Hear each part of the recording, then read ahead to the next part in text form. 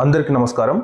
ముందుగా 19వ తారీఖు రోజు ప్యారిస్లో ప్రత్యేక లావర్ మ్యూజియంలో నెపోలియన్ ఆభరణాలను ఇద్దరు దొంగలు అంటే ఒక గ్రూప్ ఆఫ్ నలుగురు దొంగలు తీసుకెళ్లడం జరిగిందనమాట. సో వాళ్ళను నిన్న గత 2 రోజుల క్రితం ప్యారిస్ పోలీసులు అరెస్ట్ చేయడం జరిగింది. సస్పెక్టెడ్గా అంటే ఒక అనుమానిత దొంగలుగా వాళ్ళని అయితే అరెస్ట్ చేయడం జరిగింది. సో వాళ్ళ నుంచి ఏదైతే జ్యువెలరీస్ రికవర్ చేసిరా లేదా అనేది ఇంకా నైతే తేలలేదు.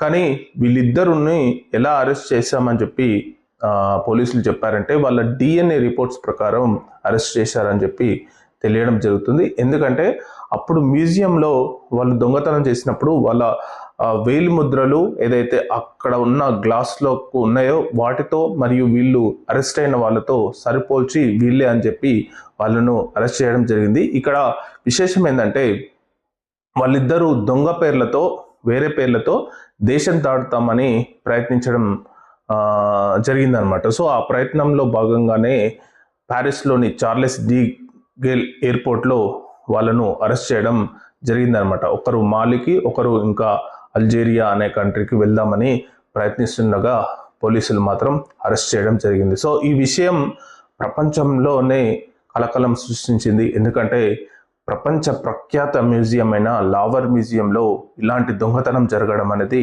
ఊహించలేదన్నమాట. ఈ మ్యూజియం యొక్క చరిత్ర చాలా పెద్దది.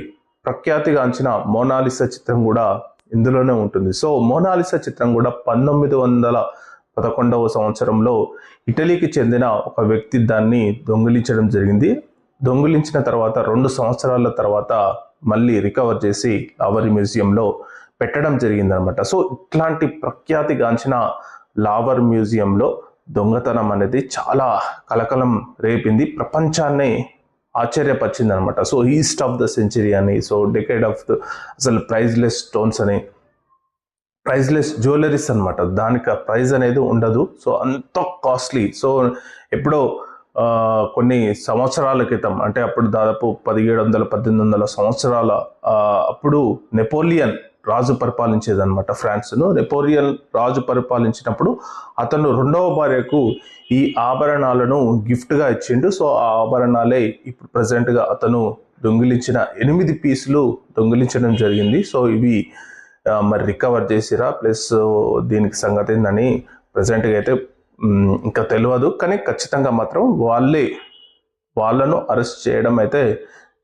జరిగిందనమాట. సో ఇది ప్యారిస్ పోలీసులు అరెస్ట్ చేసిన 2 సస్పెక్టెడ్ థెఫ్ట్ అని చెప్పి వార్త రావడం జరిగింది. ఇంకొకటి ఏంటంటే next Argentina elections. So Latin అమెరికాలో అర్జెంటీనా ఎలక్షన్స్ అనేవి చాలా విచిత్రంగా జరుగుతాయి.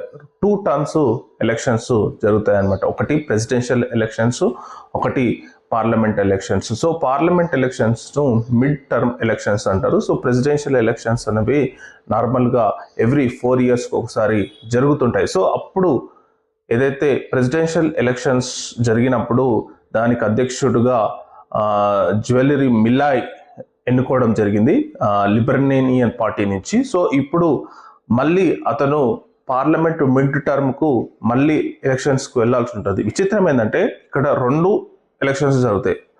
పార్లమెంటు సభ్యులను 2 సంవత్సరాలకు ఎన్నుకుంటారు. అంటే ఎవ్రీ 2 ఇయర్స్ పార్లమెంట్ సభ్యులు మారుతుంటారు. ఎవ్రీ 4 ఇయర్స్ ప్రెసిడెంట్ ఎన్నుకుంటారు అనమాట. So presidential election separate, parliament మెంబర్స్కి ఎలక్షన్స్ సపరేటు.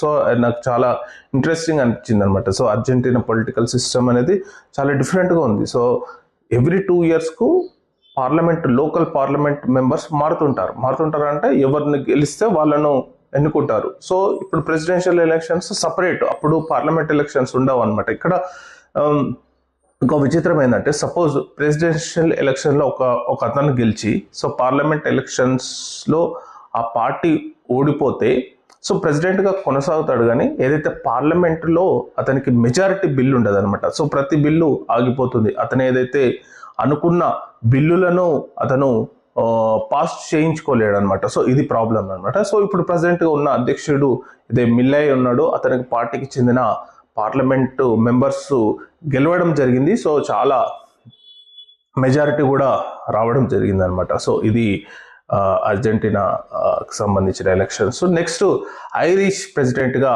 కెథరిన్ కొనిల్లీ. సో ఈమె ప్రెసిడెన్షియల్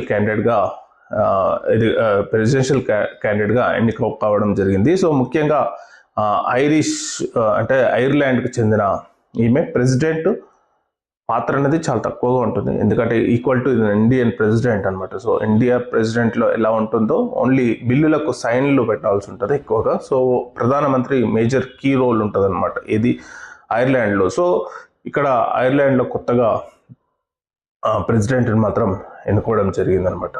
సో ఇవి ప్రపంచ విశేషాలు. Thank you.